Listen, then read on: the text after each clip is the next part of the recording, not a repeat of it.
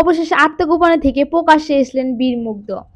মারা যাননি, এখনো জীবিত আছেন। আপনারা দেখুন আত্মগোপনে কিভাবে আছেন তিনি। কয়দিন আগে আগস্টে তার মৃত্যুবরণ ঘটেছে, বাট আগস্টের পরে তিনি তার ফেসবুকে পোস্ট দিচ্ছে এবং নানা ধরনের নানা জায়গায় তাকে দেখা যাচ্ছে। আর সে অনেক বিশ্লেষণ শেষে বলা যাচ্ছে এটাই সেই বীর মুগ্ধ। আসসালামু আলাইকুম। বীর মুগ্ধ আসলে জীবিত আছে, তার মাতা লাইভে এসে প্রমাণ করেছে। শুভেচ্ছা জানাচ্ছি। আসসালামু আলাইকুম।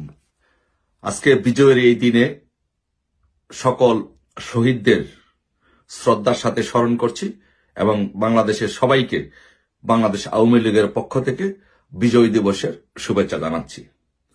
কিন্তু আমরা বাংলাদেশের এই প্রেক্ষাপটে আমরা যে বিষয়টি দেখলাম যে আজকে মহান বিজয় দিবসের কর্মসূচিতে স্বাধীনতার নেতৃত্বদানকারী দল বাংলাদেশ আওয়ামী লীগের নেতৃবৃন্দ যখন জাতীয় স্মৃতিসৌধে শ্রদ্ধা জানাতে গিয়েছিল, তখন তাদের উপরে এই ফ্যাসিস্ট সুদখোর ইনুস বাহিনীর সন্ত্রাসী এবং জামাত শিবিরের সন্ত্রাসীরা আওয়ামী লীগের নেতাকর্মীদের উপরে হামলা করেছে এবং তার পেটুয়া বাহিনী এই নেতাকর্মীদের উপরে মামলা দিয়েছে এবং গ্রেপ্তার করেছে।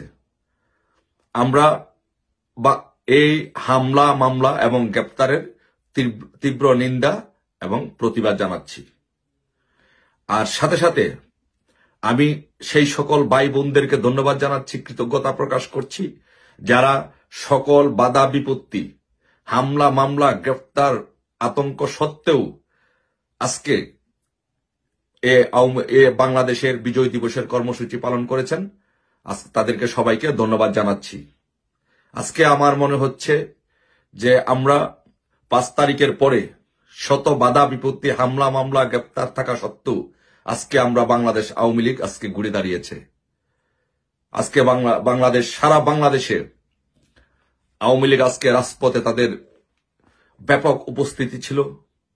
প্রত্যেকটি জায়গায় জায়গায় সারা বাংলাদেশে বাংলাদেশ আওয়ামী লীগ, যুবলীগ, স্বেচ্ছাসেবক লীগ, কৃষক লীগ, শ্রমিক লীগ, মহিলা আওয়ামী লীগ, যুব মহিলা লীগ সহ সমস্ত সংগঠনগুলো আজকে বিজয় দিবসের কর্মসূচি পালন করেছে। জয় বাংলা স্লোগানে আজকে সারা বাংলাদেশ প্রকম্পিত করেছে।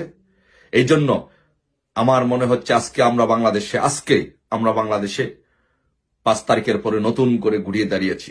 এই জন্য আপনারা যারা অবদান রেখেছেন, যারা রাজপথে মিটিং মিছিল করেছেন, যারা রাজপথে এই কর্মসূচি পালন করেছেন, তাদেরকে সকলকে ধন্যবাদ জানাচ্ছি এবং দেশবাসীকে কৃতজ্ঞতা জানাচ্ছি যে আপনারা প্রমাণ করেছেন যে আপনারা বাংলাদেশকে ভালোবাসেন, বঙ্গবন্ধুকে ভালোবাসেন, আওয়ামী লীগকে ভালোবাসেন এবং মুক্তিযুদ্ধকে ভালোবাসেন। আমার মনে হয় ইনশাল্লাহ আমরা এ আদার কাটতে শুরু করেছে। ইনশাল্লাহ অচিরেই এ আদার কেটে যাবে এবং আমাদের বিজয়ের ভোরের সূর্য ইনশাল্লাহ খুব শীঘ্রই দেখা যাবে।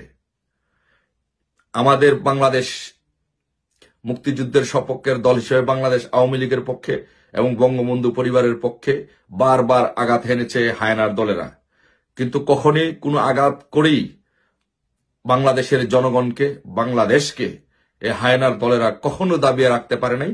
ইনশাল্লাহ এবারও আপনারা প্রমাণ করেছেন সারা বাংলাদেশে যে যতই আঘাত করেন, যতই হামলা মামলা নির্যাতন করেন না কেন, বাংলাদেশ আওয়ামী লীগকে, বাংলাদেশের জনগণকে কেউ দাবিয়ে রাখতে পারবে না।